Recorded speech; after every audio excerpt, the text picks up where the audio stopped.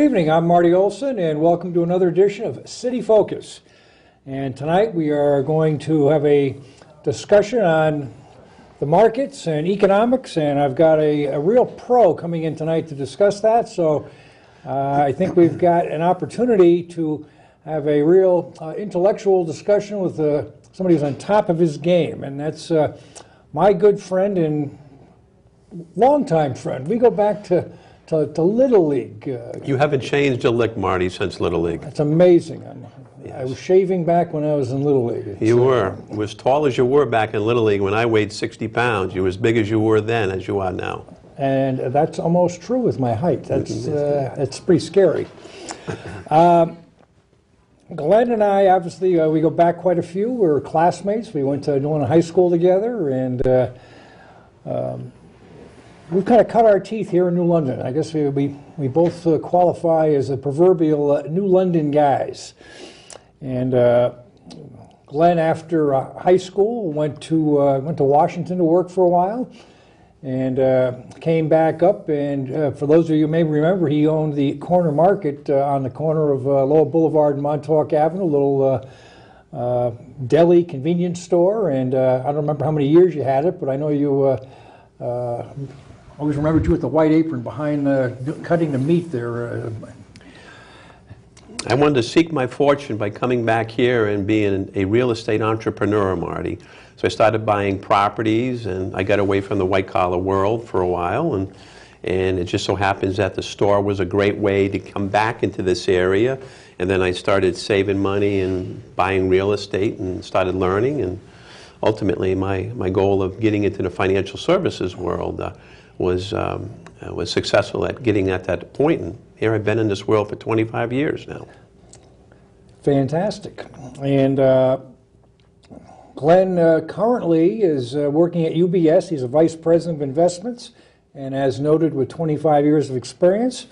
But he's also very involved in the community, and I think that's important. You know, I had Riona Dyson recently with the Drop-In Learning Center, and I think it's critical to promote giving back to the community, and there's so many different ways to do so. And Glenn has been very, very active in New London. Currently, he's serving as vice chair of the Water and Water Pollution Control Authority. He chairs the Finance Committee. He's on the board of directors for the Bacon and Hinckley Retirement Home. He's on the Beautification Committee and the newly formed Stormwater Authority. And something that's close to my heart, and I'm wearing my pin here. He's a past president of the New London Kiwanis Club, and also a board member at Guthrie Beach. And I'm assuming that you like to go down there and sunbathe from time to time as well. And when I have the time, Marty. Bring your lovely wife, yes. And meander down Lower Boulevard to the beach.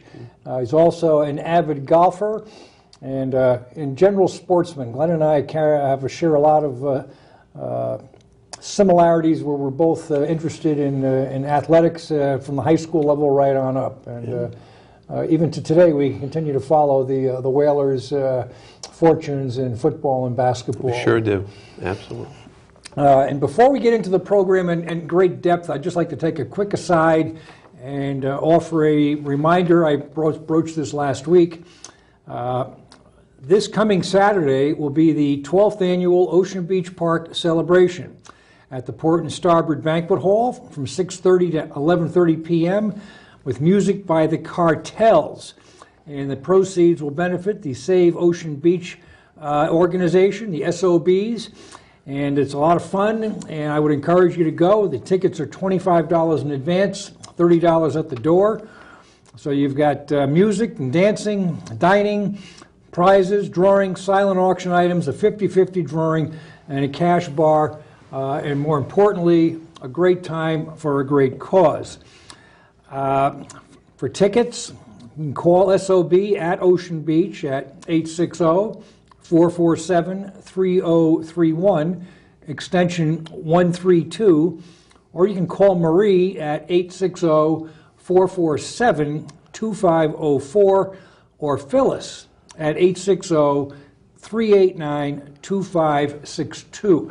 And I hope to see many of you out there who are listening and watching this evening. Well, Glenn, that was a mouthful. It was. I want to thank you for coming in tonight, and why don't you tell us how the market finished today? How are we doing? Well, the issues of Greece came up, and that ran the market right out of the gate today. Chairman Merkel from Germany is over there trying to discuss about cutbacks and how there's too much debt. And the Greek issue came about back in May of 2011 for the first time, which really roiled the markets back then. Everybody wondered, why is the issue with Greece so relevant in the marketplace? A lot of debt. The world global economy is pulling back a bit. And how do you keep these economies going? They were retiring early over in Greece, not paying taxes, yet they're left with all this debt. Sounds a little like other countries in this world. We've heard bits over the last year about the Spanish economy having a problem, and let's just go across the Great Pond, the Atlantic, and we have similar challenges in the United States. And so I think that really started this market to pull back in May and June of 2011. We seem to have recovered a bit, but now it's on the front burner again, and the market's pulled back. They were down about 110 points. The Dow closed at about 13,473. Yeah. Now, Spain, Greece, and you mentioned Merkel. She's the Prime Minister of Germany. That's correct. And they're all countries that are utilizing the euro for currency. Yes, it does. And the euro is having its problems as well in a broad-based sense. And the discrepancies between the countries and the economies of, let's say, a Germany and a Greece and Spain are certainly making stability of the euro very, very challenging. Well, one of the things that happened in the creation of the euro is that for years before the euro was created, you have a lot of countries over there. They had their own forms of democracy, their own currency, and now all of a sudden the great euro came about, and trying to collaborate successfully and politically with these countries that independently ran on their own, and now they're under the euro. Who's really running the whole representation of the euro has been a challenge. And even though they have the one currency, it's been tough to strive for stabilization in a very difficult time. Different economies run differently. Some run with a lot of debt. The Germans were more fiscal, more prudent, and they didn't run with a lot of debt. And so you have that type of disparity going on. And you have Great Britain that's not involved. Not involved at all. Never went into the euro. Stayed with the pound. That's right. So you imagine in this country when you just have basically the Republicans and the Democrats don't get along. Throw in the mix 16 or 18 different countries that are trying to strive to be under the euro, but still have their own way to operate.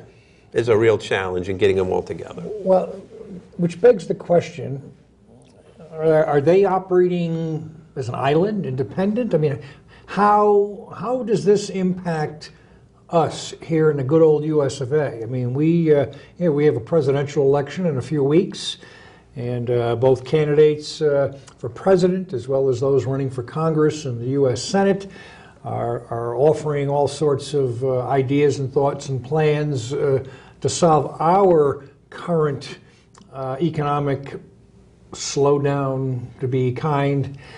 But it's an integrated global system now, where we're not, I don't believe that we are operating little islands here. But the word globalization, plain and simply. When I first came into this business 25 years ago, you literally had to wait for hours on end before you got quotes on the Japanese market. And now it's just a push button. So everything is available at your fingertips by virtue of technology. And there are markets running almost around the clock, around the globe, correct? Correct. Back in 1993, I was reading an article in the Wall Street Journal. It was an op-ed piece, and it talked about the Walmart mentality. And I think this hopefully answers the question. And we talked about how this one little company, this one little business would sell products in Tupperware. Well, Walmart came around and was offering that Tupperware for a far cheaper price. And so over time, these smaller businesses couldn't survive. Well, what Walmart was doing was maybe suggesting to the likes of Tupperware, I'm not sure, if you produce these products cheaper, we can sell a lot more. So a lot of companies started going abroad, selling their products cheaper, shipping them back over here for a much larger profit. So globalization is just the integration of the banking systems, the integration of manufacturing and exportation, importation of products. I mean, everything I have on me right here is probably very little made just in this country. Could be assembled. It's made from all over the place. So if there's a sneeze going on over in Greece because of the effect of globalization, we're all entwined through currencies, through banking, through manufacturing to some degree. You have problems. But as well as labor laws. I mean, Europe, Western Europe in particular, has got a very liberal work conditions in terms of vacations and sick time and the ability to, hiring and termination, separation, firing, whatever you'd like to call it, regulations versus, let's say, Asia, China, India, Southeast Asia, which is not quite as progressive, you might say. Well, we woke up a sleeping giant, Marty. After World War II, we were an economy that was self-sufficient. We manufactured, we worked, we sustained ourselves, and we went on with life. But after you had the integration of the global world, you're opening up a labor pool that may not have existed in the past to the tunes of more billions of people that are now competing for the work that maybe existed just in this country. And so they're growing and they're developing. And their labor costs are a lot cheaper than a mature economy with labor laws and unions and things of that nature and contracts that are existing in a mature economy. They are evolving, but our level of competitiveness right now has been dampened by the cheaper production of products in this big global workforce. Yeah. Now, one thing I think that's important to understand, and I think at times folks lose sight of this, but I mean, it's irrational for consumers to want to get the best products at the best price. Yeah.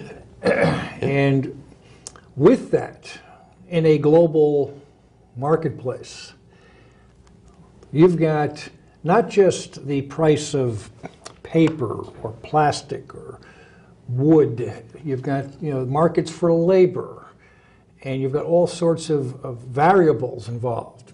And when you put these things together and when products can get shipped back here less expensively than they can be manufactured here. Well, you are seeing a migration little by little back into this country with energy costs, even from China. Making those products cheaply, but the cost of transporting them, the energy costs involved, and their real wages are going up. So now we're starting to look and say, is it more profitable to repatriate or keep companies or businesses in this country where we're becoming a little bit more competitive? We have not seen any real wage inflation since 2000 in this country. So you'll talk to everybody out there who's trying to get a raise, and they may be hard-pressed to say they've gotten a raise in a long time. But interestingly, with that, prices are continuing to go up, and when you look at the price of oil, which we tend to look at more quickly with gasoline because it's something that we all use almost daily, it seems. Yes. And the rise of petroleum products, which are involved with, it appears almost in every product that we use in one shape or another.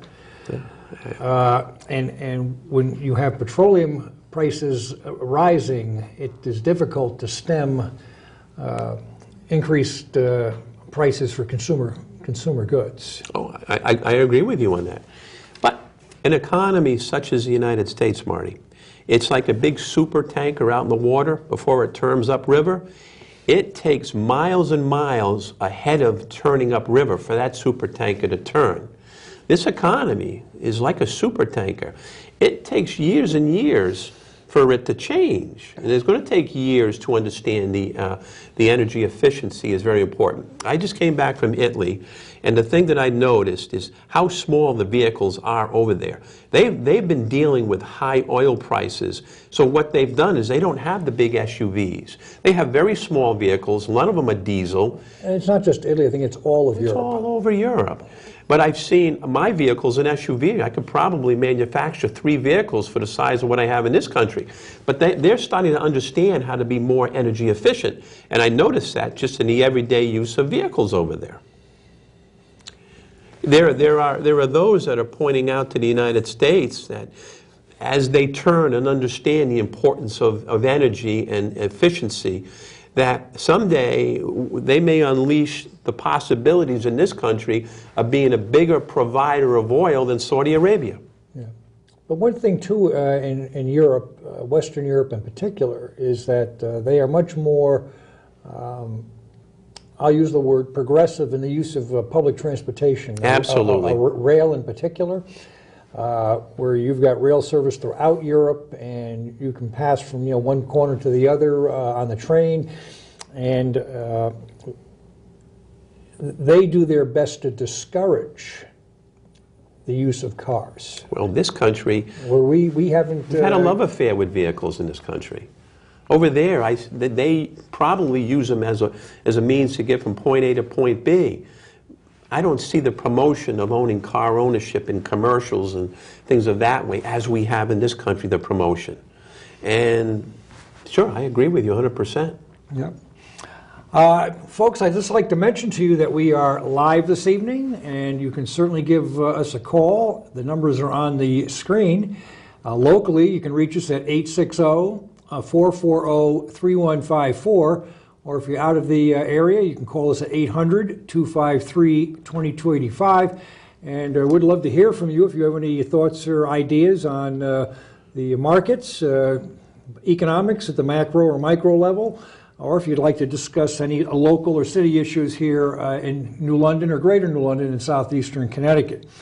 A couple of the big horses in our local economy are Pfizer and Electric Boat, and we have the two casinos, and EB's been kind of out of the news in terms of downsizing and stuff, but Mohegan Sun has had recent layoffs. Pfizer seems to be having its problems. Can you offer perhaps some insight from your desk that overlooks the river, these rather large employers in our region?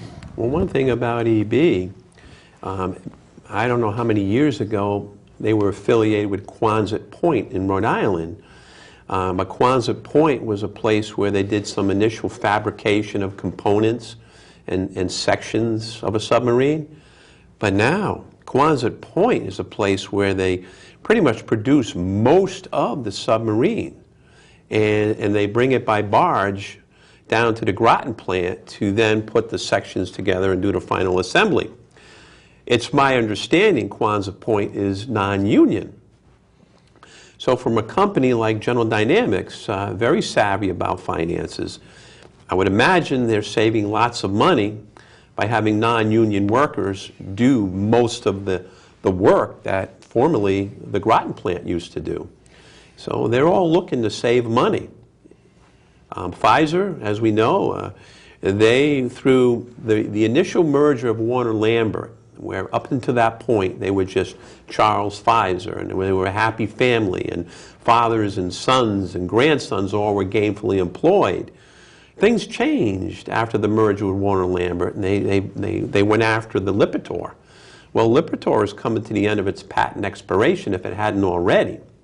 And then they bought Pharmacia. And every time they bought, there was redundancy of work jobs, meaning we don't need this work because we acquired this other company, and consequently, through these mergers, they have lots of layoffs. Yeah. Well, I mean, the growth of Pfizer, and it's now I believe, the largest pharmaceutical company in the world. But their growth in recent years has been primarily through acquisition and not through new product development. One could classify them not as a research and development firm as it formerly was known of, but as a marketing company. Their research, let somebody else do the research and development, and then they acquire their stable of patented drugs. Yeah, I mean, I have been, one thing we have to recognize, the economy is a very dynamic. It not just locally, but everywhere. It's not a static environment. I mean, we're the same age, and we're in our, I don't know, should I say? Your call, Marty, your show. Well, it's my show. Well, I'll say this, I'm 58, so therefore you can be whatever you want to be. But in our lifetime, and that's my point here, I mean, when we were kids growing up in Pfizer over in Groton, at that time was primarily a manufacturing facility. And it was a company with a reputation for good, stable employment, paid well, good benefits, good employer, manufacturing, a lot of good, solid, blue-collar type jobs, and a good company to work for. And how over time it has changed, where it's no longer manufacturing at the Groton facility. That has evolved into a research facility, research and development, to the point where they felt they could afford to build their facility in New London, which they did a little over 10 years ago. Correct.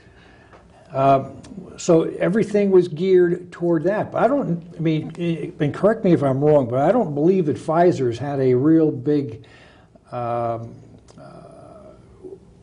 winner as far as new product since Viagra. Viagra. And that's a number of years ago.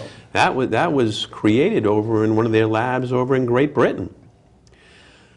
So they've evolved. I mean, think about it, Marty. You go back to the beginning of the 19th century, where you had horse-drawn. You then evolved to the train system, which then evolved to the automotive system. Then you had telecommunications evolve. And then after telecommunications, you have the computer age. So we are constantly evolving, and that's just the nature, to your point, I believe, of our society and the way the world is growing. And what happened yesterday for a firm may not necessarily be their direction in the future, as any firm goes, retooling, if you will, because the world is globalized. You're competing against many other factions out there. Yeah. And one of the things that I think we have to recognize too, I mean, people have choices in terms of where they work and where they live. And for instance, I mean, for those of you watching, I'm sure you're aware that I've been relatively involved in New London. And one of my clarion calls has been that we as a community have got to create an environment that's inviting, where people will want to work and live and bring up a family. And we can't expect, and we don't live in a little island here where you come to New London and everything happening around us is irrelevant. It's all interconnected. I remember back in the 80s when the economy during the Reagan administration got white hot and housing was going blistering. Construction, we had real estate was going wild. We were building submarines, and it was just everything was meshing perfectly.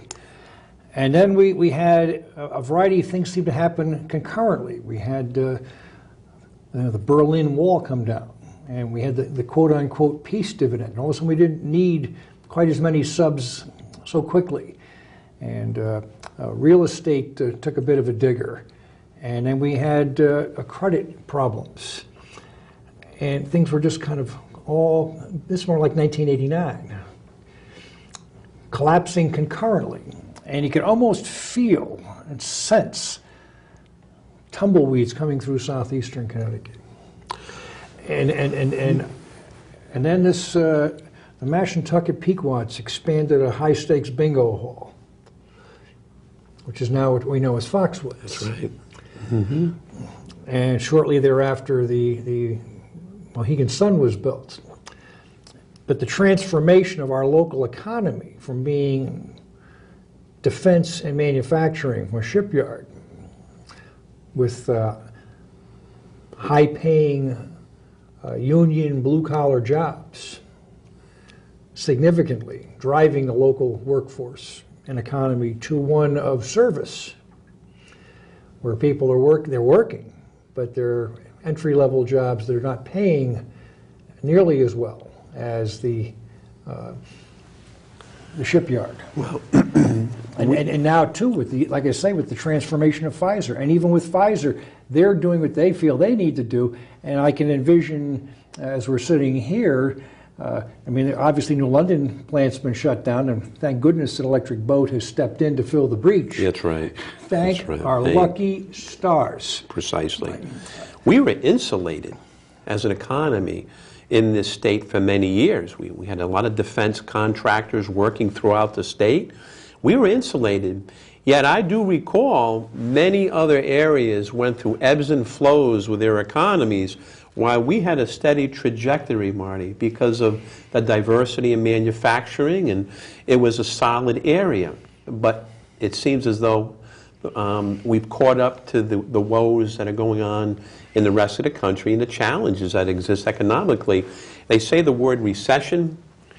Not really sure I agree. I think it's a restructuring. It's a whole new way. That's an interesting way to put it. Recessions, you can recover.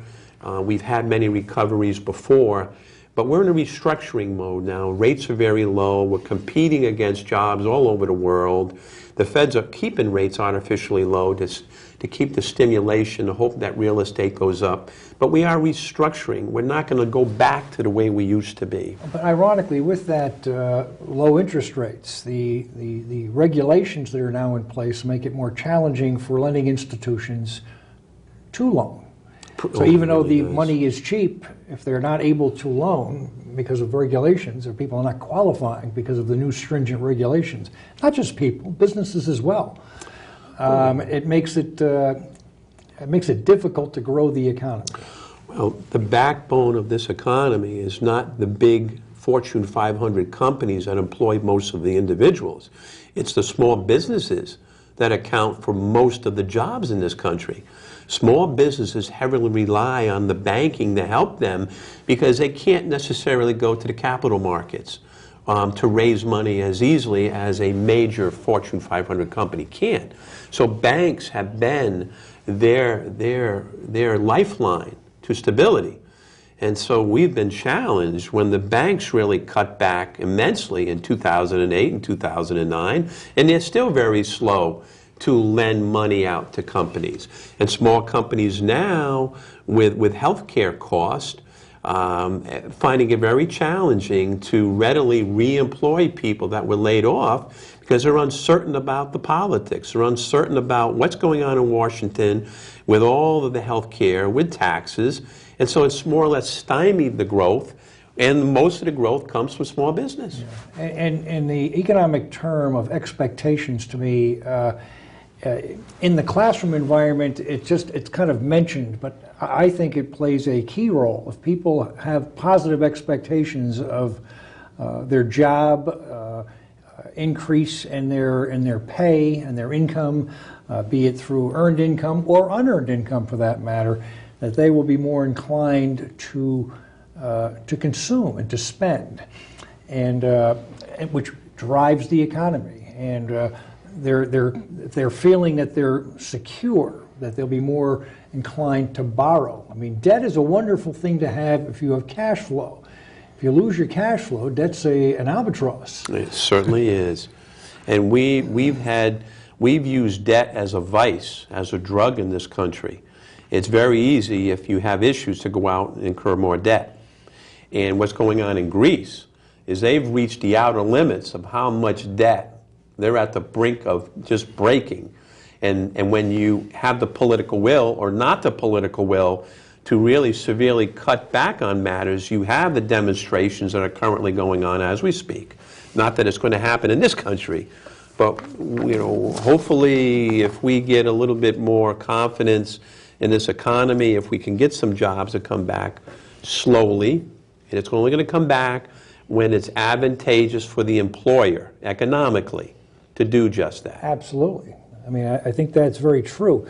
A lot of folks, and ladies and gentlemen, again, I'd like to remind you that we are live. The numbers are on the screen if you'd like to call us and offer your thoughts on our conversation tonight about the global economy and our national economy and how it may be affecting you, or how you think it may be affecting our presidential election coming up in a few weeks, or right here in New London County. I think it's, we've got a real pro in here tonight with Glenn Hamler. I wouldn't say that. I've just been around here for a little while. Well, with time comes a little wisdom and expertise, and I've always respected Glenn's work and his opinion. So take advantage of the opportunity this evening to pepper Glenn with some thoughts and questions regarding the topic at hand. I've brought with me tonight, Glenn, a copy of what I consider to be the Bible in the global business and economic world, and it's The Economist. And I've been subscribing to this for well over a dozen years. Yes. And it is, I think, the absolute best periodical for business, economic news, political news. It hits all points, and it's a British periodical, too. That's why I like it. I always regard it as being more apolitical than political in its writings. It doesn't have an agenda here. I would agree. I've been a subscriber to that for many years. I enjoy their points of view. And, I mean, some things here, there's some financial indicators I just want to throw at you and see how this may be able to interject into our discussion. In the United States, our GDP has been going up at 2.1%. And the country that everybody seems to have a fear of currently is the kind of the elephant in the room is China. And their GDP is growing at 7.6%. Now, there was a time they were growing over 9%. How do you sustain that kind of growth without having inflation? You can't. It's not been sustainable.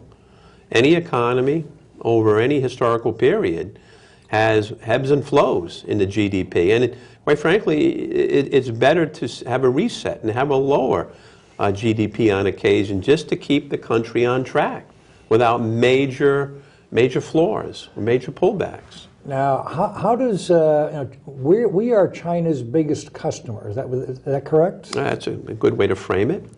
They have over billions and billions and billions of dollars worth of our U.S. government bonds. So as their largest customer, is it in their best interest to bury us economically? Because then if that happens, we can't pay them back. No, there's a fine line, Marty. There's a fine line in the sand, and you don't want to bury us, because you do get interest payments from us. If you bury us and we can't pay our interest payments, they lose as well. So, again, back to that integrated global network here.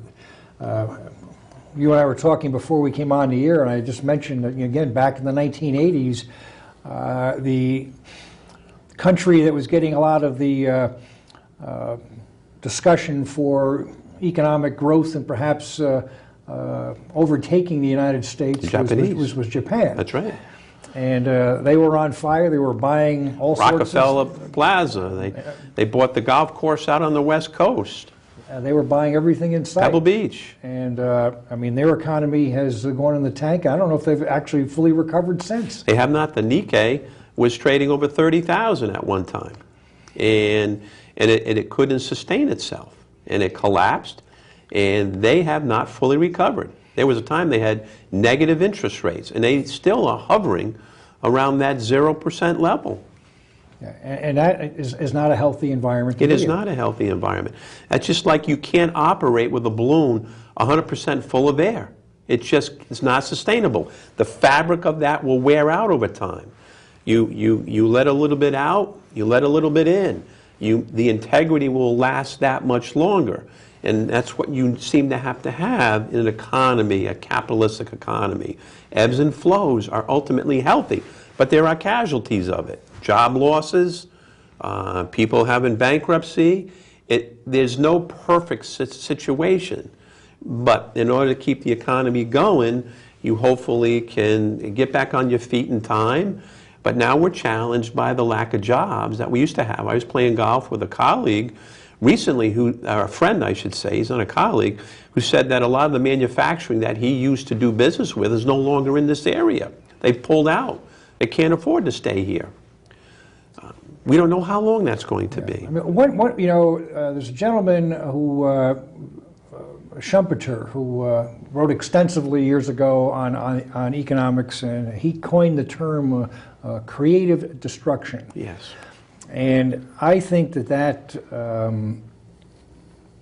speaks volumes. Again, back to the fact that we are in a dynamic environment and it's not static. If things were static, they'd be the same all the time, and there'd be no change. And we would all live kind of fat and happy forever. However, if that was the case, there'd also be no progress. We'd just be kind of on a treadmill, going nowhere. Well, we've had progress since the day we came out of the water with a little tail before we evolved into man. Well, I agree. but with that, because I think there are times, and especially when times are tight, when they're challenging, when there's insecurity, people get scared. They worry about their job. They worry about that car payment or their mortgage. They worry about these types of things. If there's a change, will they be prepared to make a change if their job was to go away? I mean, if you were the guy who was making buggy whips, and with the advent of the automobile, I mean, your job may become obsolete. Sure, it sure will, in a hurry. Many years ago, you remember the Dust Bowl era? Yes. And many people, because of what happened with the weather, lost their farms, just got up and left with the families, not knowing where they were going to go. They were directionless. Many went out west, maybe some came east. We're faced with a modern-day Dust Bowl, and that is, there is no region that is fully insulated in this country anymore from instability. And there are people that are coming from the west looking for work in the east, and vice versa, the east going out west. So this is sort of like a modern-day Dust Bowl, where people are uprooted. Like the Pfizer people, many of them went out to Michigan. Many are going up to outside of Boston. But there's still no assurance that where they are is going to give them full stability. And this is rather new to our generation. It happened way back in the 30s, unfortunately. And we think, well, we're beyond those days of instability. But no, we still have that hanging over our head. It's not good for business when people are reluctant to spend on capital goods. I agree. Yeah. And this is something, too, that business wants, they don't like surprises. They like stability. They sure do. They want stability in the market. They want stability in government. They want stability because it minimizes surprises. I mean, they just, and you can kind of more readily chart your expectations into the future and meet those expectations. If things are volatile, it makes it very, very difficult to do that. And again, back to the global discussion. I mean, the United States, with our labor laws and our environmental regulations and regulations in general, and I'm not suggesting that any of this is bad at all. But we are competing with two of the largest countries on the planet, China and India in particular, significantly larger than us. I would even put Russia into that equation. And these countries don't have these regulations and wage and labor laws in place. They're just worried about catching up to us, putting people to work at almost any cost, and they're not worried about what they're putting into the air. And as much as some of our folks here in the U.S. might like it, we can't make them. We cannot. No, we can't. And we can suggest that long term it's better and healthier for a world. However, as they are continually evolving, in this case China and India, they're evolving. Their focus is on just the growth of their economies. And they're very large consumers of energy. China with coal, we have a lot of coal in this country. We're not utilizing the coal that we used to because there are so many environmental regulations because of the way coal was brought into the atmosphere and the carbon and the emissions of all that. And one would make an argument against the global warming due to the emissions of some of these fossil fuels. And so we've cut back on the use of coal unless there's going to be an efficient manufacturing process in the future that can recapture some of the emissions. We have an abundance of coal. Right now we have an abundance of natural gas. But on a global scale, you're right. How can you influence the governments to cut back on the consumption when it's a cheaper form of energy and they're trying to grow themselves out of a very, very rural existence to more of an upstart, developing way? Yeah, and as you pointed out earlier in the program, I mean, information now is almost instantaneous around the globe. And I think part of the collapse of communism has been the fact that you can't hide information. So behind the Iron Curtain, when folks are seeing, how we live or how Western Europe lives, it's kind of like, why can't we live like that? And their leaders can't hide it because it's become a more transparent global information system. And with that, it's harder for government to repress in that fashion. We saw that last year in Egypt when they overthrew the dictator, and they were getting information regularly on their Twitters. These individuals that were trying to have a better life were highly unemployed. Young people were very severely underemployed, but they knew what was going on in the world, and they got their word out because they had the technology on their phones, and other parts of the world acknowledged their plight. That was more recent. Yeah, and it's getting more and more so every day.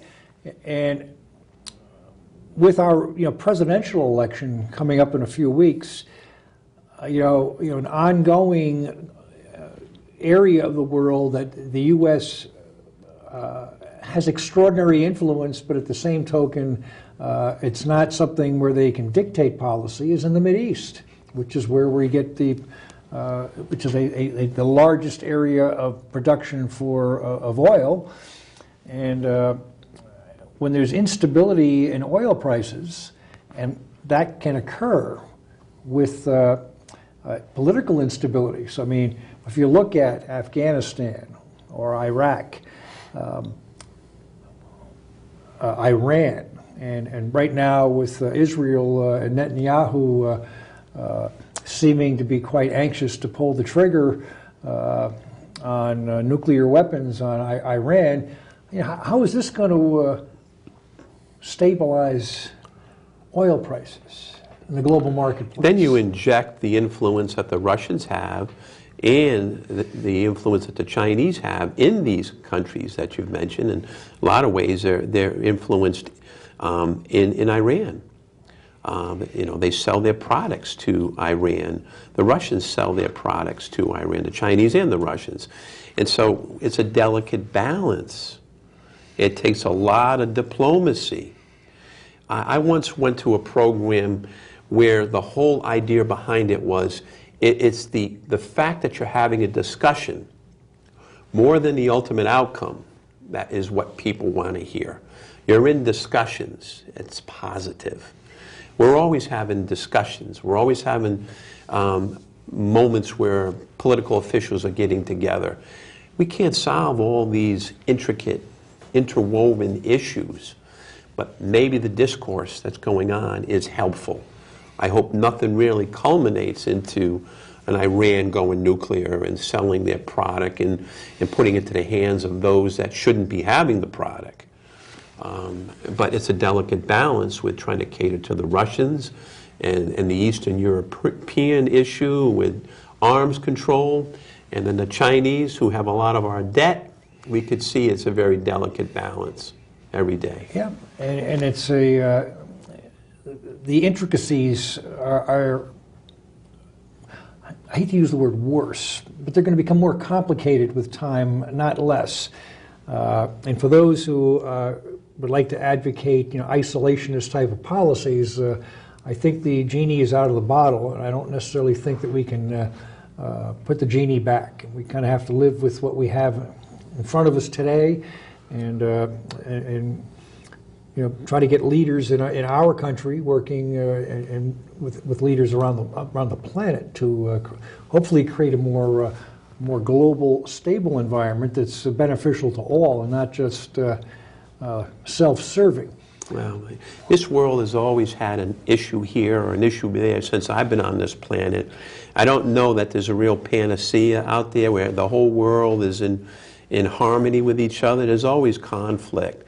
Yet the word nuclear really is disconcerting to me, and I do worry about that. That seems to be hanging over the head of these people that are in the Middle East, and why they're so angry with Western civilization, I don't know. I'm not well versed in that area, nor do I understand all that's involved in that. And so I think there's always going to be conflict. Yeah. Well, I mean, one of the interesting things, if you look at Egypt and Iraq, I mean, you're looking at an area that was the cradle of Western civilization, as we know it today. Absolutely. And Absolutely. With the ebbs and flows that in many quarters that part of the world has allowed, I shouldn't say it's allowed, but I think it's probably a poor choice of words, but other countries and economies and civilizations have passed them by in many ways. And I think there's an element of envy, and which is not necessarily a good thing.